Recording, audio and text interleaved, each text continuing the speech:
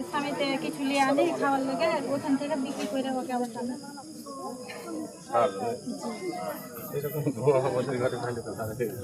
যেটা সত্যি আপনাকে মিথ্যা কথা বলে লাভ আছে না ওই ওদিকে যা বাড়ি চলে বাড়ি চলে প্রতিনিয়ত ব্যবসা আছে। ছোট ছোট পুলিয়ার মধ্যে কি আছে?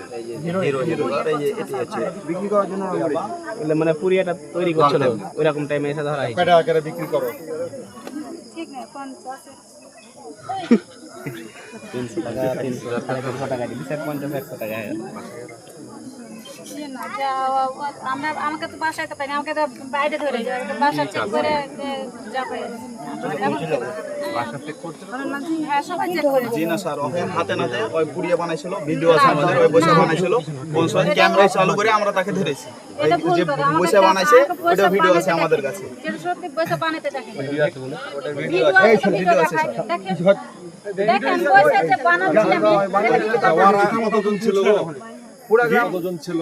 আর আমরা যারা হামলা করেছিল, যারা পালাইছে তারা কতজন ছিল? যারা পালিয়েছে মানে আমাদের যারা মাছ কিনতে আসছিল না কিনতে কেউ আসেনি, আমাদের খবর দিল একজন এখান থেকে ওই মাল বাঁধছে, মাল প্যাকেটে বাঁধছে ওই ওর বাড়িতে এলাম আমরা সবাই এসে ওর বাড়ি এলাম, বাড়ি এসে আমরা গেট খুলতে বলছি ওকে। না গেট খুলতে বলেন কথা শুনে তোমার কথা আপনাকে কি প্রশ্ন করেছে? আপনাকে যখন জিজ্ঞেস করবে তখন আপনি বলবেন, এখন যাকে জিজ্ঞেস করেছে সে বলুক। গেট খুলতে বলছি, ওই গেট কিন্তু খুলছে না, তখন গেট ঢাকা মেরে মানে ফেলে দেওয়া হয়েছে। তারপরে ওকে খারাপ বলছি আমরা সবাই বেটি ছেলে না, আমরা কিন্তু কেউ হাত দিনে শরীর বেটি খেলে ওকে ধরছে, ওই খারাপ হোক চেক করবো, আমরা চেক করবো।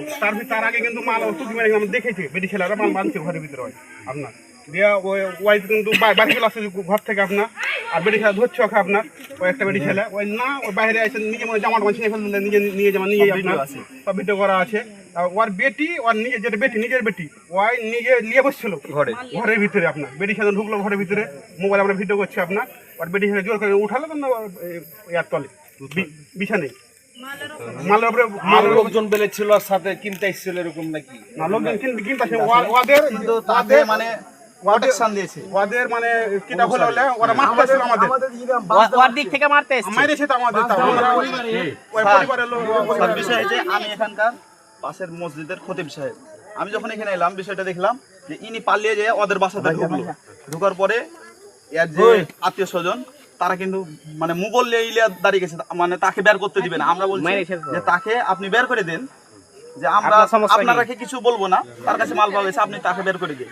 কিন্তু তারা আমাকে পর্যন্ত তারা হামলা করেছে, আমি এখানকার খতিব সাহেব আমাকে পর্যন্ত হামলা করেছে। কোথায় বাড়ি? এখানে মা বেটি আমাদের যারা মহিলা সংগঠনের যারা তাকে আনতে গেছিল তাদের